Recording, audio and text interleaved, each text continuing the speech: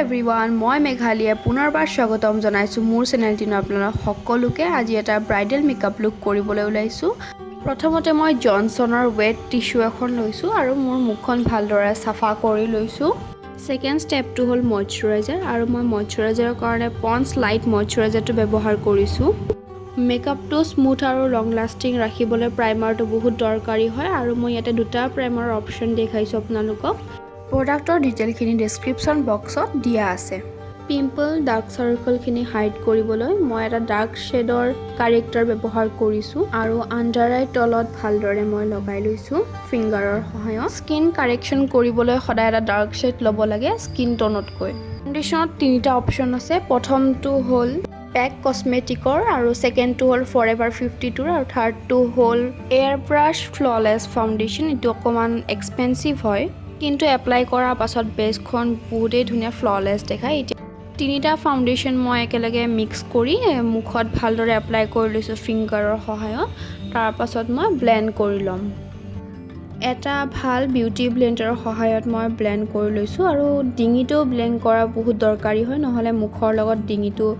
অলপমান কালাৰটো বেলেগ হৈ থাকে এইকাৰণে কাণ গড় আৰু মুখ তিনিটাতে ব্লেন্ড কৰি ল'ব লাগে ভালদৰে ফাউণ্ডেশ্যনৰ যিহেতু মই তিনিটা অপচন দেখালোঁ গোটেইকেইটাৰ ভিতৰত থাৰ্ড নম্বৰ যোনটো ফাউণ্ডেশ্যন আছিল এইটো অকণমান এক্সপেন্সিভ হয় 4000 ৰুপিজ হয় সেই ফাউণ্ডেশ্যনটোৰ কিন্তু গোটেইকেইটাৰ ভিতৰত আপোনালোকৰ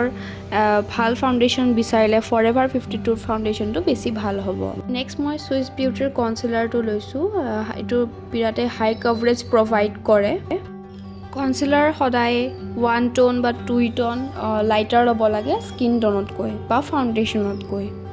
কনচিলাৰটো আমি গোটেই ফেচত এপ্লাই কৰিব নালাগে হাইলাইটিং পইণ্টবোৰত এপ্লাই কৰিব লাগে যেনেদৰে মই ভিডিঅ'টোত দেখাইছোঁ এইটো ক্ৰীম প্ৰডাক্টখিনি আমাৰ লগোৱা হৈ গ'ল এতিয়া আমি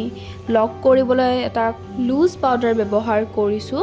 এইটো পেক কসমেটিকৰ লুজ পাউডাৰ হয় আৰু মই ভালদৰে মুখখন লক কৰি ল'লোঁ ক্ৰীম প্ৰডাক্টখিনি তাৰ পাছত মই এটা ফৰএভাৰ 52 কম্পেক্ট পাউডাৰ ব্যৱহাৰ কৰিছোঁ এইটো ভাল ফুল কভাৰেজ কম্পেক্ট পাউডাৰ হয় মুখখনত ভালদৰে ব্ৰাছডালৰ সহায়ত এপ্লাই কৰি লৈছোঁ তাৰপাছত মই পেক কসমেটিকৰ আইব্ৰ পেলেটখন ব্যৱহাৰ কৰিছোঁ ইয়াতে এই ব্ৰাছডাল পোৱা যায় অলৰেডি তাতে থাকেই আৰু মই তাৰে ক্ৰীম প্ৰডাক্টটোৰ সহায়ত ভালদৰে আইব্ৰটো লাইন কৰি লৈছোঁ আইব্ৰটো ড্ৰ কৰোঁতে সদায় আমি ব্ৰাউন কালাৰ ল'ব লাগে তুমি ক্ৰীম প্ৰডাক্ট ব্যৱহাৰ কৰিছোঁ এইখিনি ছেটিং কৰিবলৈ আমি এটা আইশ্বেডো লৈছোঁ ব্ৰাউন কালাৰৰ আইব্ৰটো ড্ৰ কৰোঁতে যদি অভাৰলাইন হৈ যায় ভিডিঅ'টোত দেখুৱাৰ দৰে এটা কনচিলাৰ ল'ব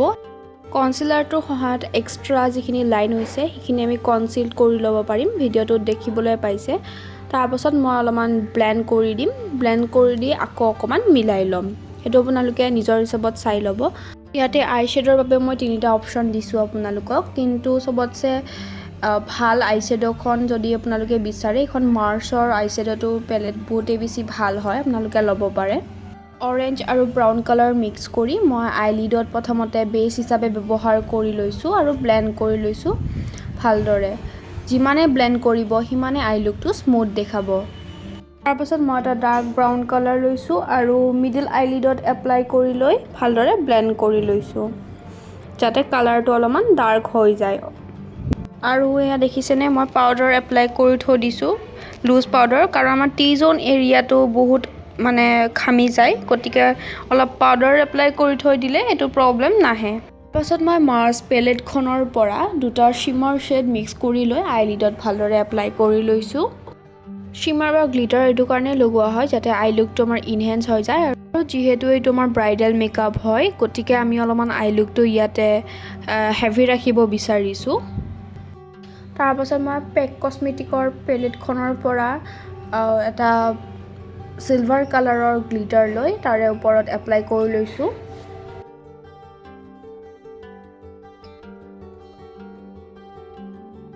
আউটাৰ কৰ্নাৰটো দাগ দেখাবলৈ মই পিংক কালাৰ আৰু ব্ৰাউন কালাৰ দুটা মিক্স কৰি ভালদৰে ব্লেন্ড কৰি লৈছোঁ আউটাৰ কৰ্নাৰত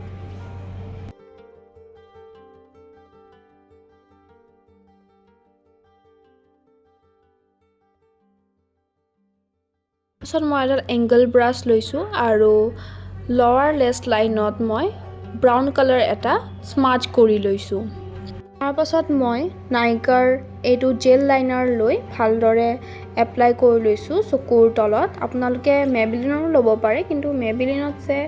নাইকাৰটো বহুত বেছি ক্ৰিমি হয় আৰু লং লাষ্টিং হয়। জেল লাইনাৰৰ ওপৰত মই ব্লেক কালাৰ আইশ্বেডো লৈ ভালদৰে স্মাচ কৰি লৈছোঁ, যিহেতু আমি ক্ৰীম প্ৰডাক্ট ব্যৱহাৰ কৰিছোঁ। এক্সট্ৰা পাউডাৰখিনি ব্ৰাছ ডালৰ সহায়ত মই ভালদৰে গুচাই লৈছোঁ আৰু এয়া মোৰ আই মেকআপ হৈ গ'ল, আই মেকআপ ডান মানে। তাৰপিছত মই মুখখন অলপ শ্বাৰ্প দেখাবলৈ কণ্ট্ৰল কৰি লৈছোঁ।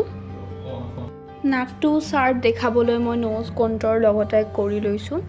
তাৰপাছত মোৰ ইয়াতে দুটা অপশ্যন আছে ব্লাছৰ কাৰণে।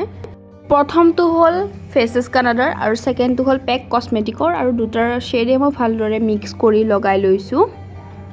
লিপষ্টিকৰ কাৰণে মই এডাল ক্ৰাইলন ব্যৱহাৰ কৰিছোঁ নিউড কালাৰৰ। গোটেই লিপছত ভালদৰে এপ্লাই কৰি লৈছোঁ। তাৰপাছত মই এটা ডাৰ্ক পিংক কালাৰ লৈছোঁ। এইটো এটা লিকুইড লিপষ্টিক হয় আৰু এই লিকুইড লিপষ্টিকটো মই তাৰে ওপৰত এপ্লাই কৰি লৈছোঁ।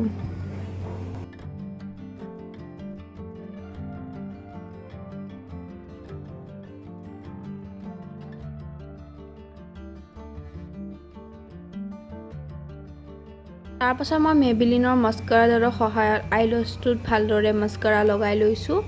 আৰু ব্যৱহাৰ কৰিছোঁ এটা ফেক লেছেছ। তাৰে কাৰণে গ্লু এটা বহুত দৰকাৰী হয় আৰু এইটো গ্লু হ'ল পেক কছমেটিকৰ আৰু মোৰ মেকআপ ডান। তাৰপাছত মই ৱেট এণ্ড ৱাইল্ডৰ ছেটিং স্প্ৰে লৈ মুখখনত ভালদৰে ছেট কৰি লৈছোঁ আৰু এইটোৱেই হ'ল মোৰ ফাইনেল লুকটো। যদি আপোনালোকে আইলেছ কেনেদৰে লগাই জানিব বিচাৰিছে, ভিডিঅ'ৰ লিংকটো মই ডিছক্ৰিপশ্যন বক্সত দি দিছোঁ। লুকটো কেনেকুৱা লাগিল আপোনালোকে জনাবচোন বাৰু। যদি লুকটো ভাল লাগিছে আপোনালোকে ভিডিঅ'টো লাইক কৰি দিব, চেনেলটো ছাবস্ক্ৰাইব কৰি দিব আৰু ফ্ৰেণ্ডছৰ লগত শ্বেয়াৰ কৰি দিব। আজিলৈ ইমানেই, বাই বাই।